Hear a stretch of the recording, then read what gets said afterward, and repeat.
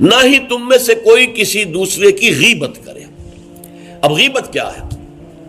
کسی شخص کی غیر موجودگی میں اس کی کوئی برائی بیان کرنا، یہ غیبت ہے۔ یہ ہے اس کی ٹیکنیکل ڈیفینیشن۔ لیکن یہاں بھی جان لیجئے ہر غیبت غلط نہیں ہے۔ بس اوقات ایسا ہوتا ہے کہ آپ کا کوئی بھائی ہے، وہ کہیں رشتہ کرنا چاہ رہا ہے اور وہاں کے بارے میں آپ کے پاس کوئی معلومات ہیں ایسی جو اس بیچارے کے علم میں نہیں ہے، اور آپ اسے بتاتے ہیں کہ بھائی وہاں یہ معاملہ ہے، ذرا سوچ لو، تو اس میں در حقیقت غیبت نہیں ہے، بلکہ یہ اپنے اس بھائی کو کسی برائی سے بچانے کی کوشش، اس میں اس کے ساتھ نصح اور خیر خواہی کا جذبہ ہے، نہ کہ ان کو بدنام کرنے کا جذبہ۔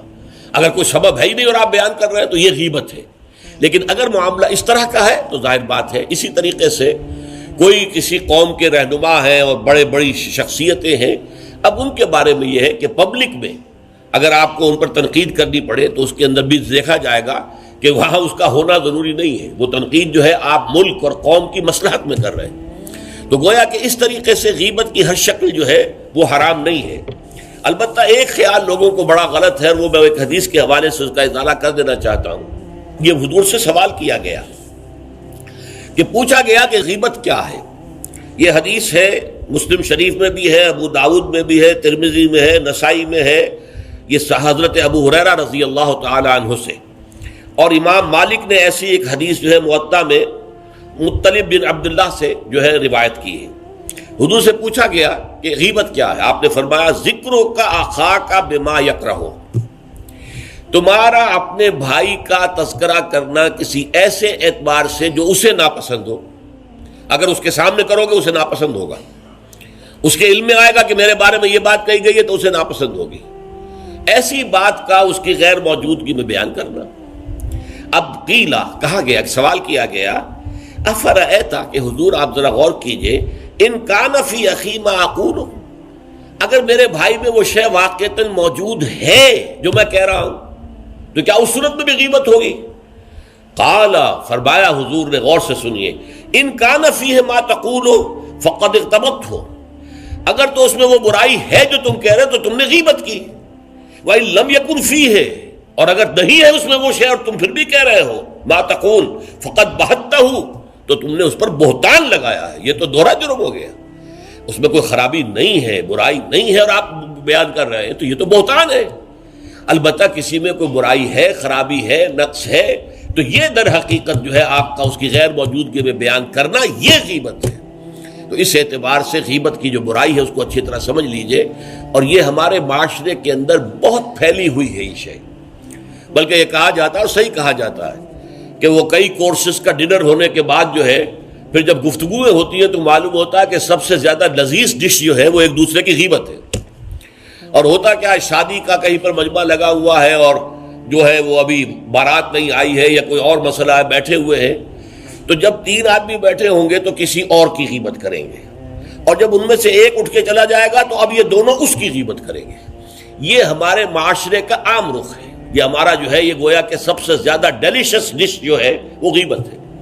تو اس کے لیے شدت کے ساتھ روکا گیا، اور اس کے لیے جو پھر تمثیل دی گئی ہے، اَيُحِبُّ أَحَدُكُم مَّن يَأْكُلَ لَحْمَ أَخِيهِ مَيْتًا فَكَرِهْتُمُوهُ، کیا تم میں سے کوئی شخص اسے پسند کرے گا کہ وہ اپنے مردہ بھائی کا گوشت کھائے؟ تو اس پر تو تمہیں گھن آ گئی، تمہیں بہت برا لگا۔ کوئی شخص گوارا کرے گا کہ اپنے مردہ بھائی کا گوشت کھائے؟ لیکن سوچئے کہ ایسی تمثیل کیوں دی گئی؟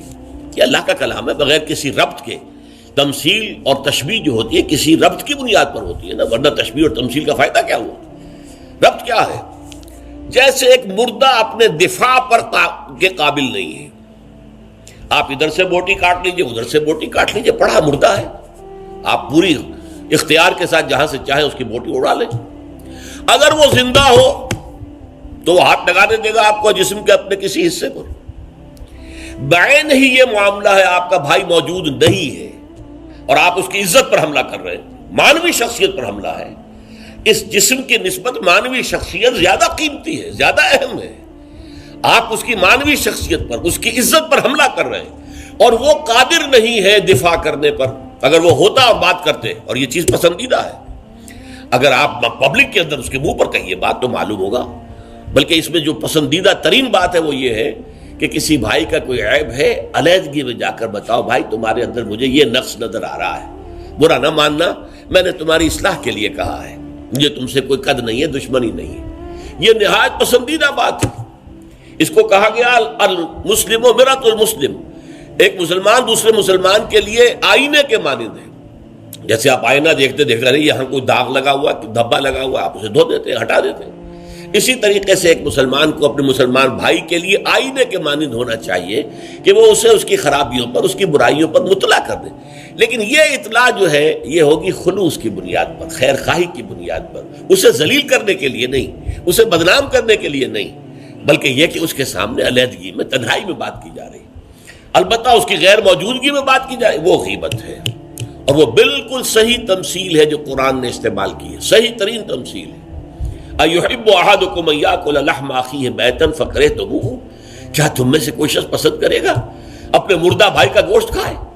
بالکل اسی طریقے سے وہ تمہارا بھائی جو محفل میں نہیں ہے، وہ اپنی عزت کے دفاع پر قادر نہیں ہے۔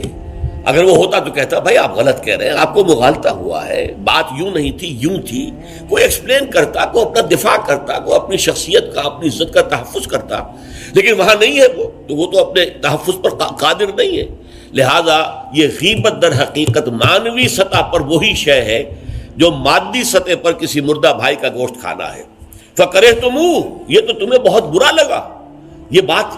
بلکہ اکثر لوگ کہیں گے کہ ایسی مثالیں جو ہیں، کیا ماذا اراد اللہ بہذا مسئلہ، ایسی تمثیل دینا، کہیں گدھے کی تمثیل دی گئی ہے قرآن مجید میں، وہ یہودی جن کے اوپر تورات کا تو بار تو لدا ہوا ہے، تورات پر عمل نہیں کرتے، تو ان کی مثال کیا ہے؟ کمثل الحمار یحمل اسفارا، وہ تو ایسے ہے جیسے کہ گدھا ہے، اس کی پیٹھ کے اوپر کتابوں کے انبار لگے ہوئے ہیں، گٹھری باندھ کر جو ہے مکالمات افلاطون لکھی ہوئی ہے، یا انسائکلوپیڈیا برٹانیکا کی گٹھری باندھ کے رکھ دی گئی ہے، اسے کیا فائدہ؟ اسی طرح سورہ اعراف میں کتے کی مثال دی گئی ہے، کہیں مچھر کی مثال دی گئی ہے، کہیں بکری کی مثال دی گئی ہے۔ تو مثالیں جو ہوتی ہیں وہ مانوی ربط کے اعتبار سے ہوتی ہیں، یہ نہیں دیکھا جاتا کس چیز کی مثال دی جا رہی ہے، جس چیز کے لیے مثال دی جا رہی ہے، مشبہ لہو اور مشبہ بہی، کس چیز کے ساتھ تشبیہ دی جا رہی ہے، کس لیے دی جا رہی ہے۔ اَيُحِبُّ أَحَدُكُمْ أَن يَأْكُلَ لَحْمَ أَخِيهِ مَيْتًا فَكَرِهْتُمُوهُ وَاتَّقُوا اللَّهَ، اللہ کا تقوی اختیار کرو، اس لیے کہ سارے احکام کی روح جو ہے وہ تقوی ہے۔ احکام دھرے رہ جائیں گے، رکھے رہ جائیں گے، کتابوں میں لکھے رہ جائیں گے، اگر اپنے اندر تقوی نہیں ہے، برائی سے بچنے کا ارادہ نہیں ہے، اللہ کے عذاب سے بچنے کا مستقل پختہ مصمم ارادہ نہیں ہے، تو کوئی فائدہ نہیں ان چیزوں کا، بھینس کے آگے بین بجانا ہو جائے گا۔ واتقوا اللہ ان اللہ تواب الرحیم، اللہ کا تقوی اختیار کرو، اور دیکھو اللہ بہت توبہ کا قبول کرنے والا ہے اور بہت رحم فرمانے والا ہے۔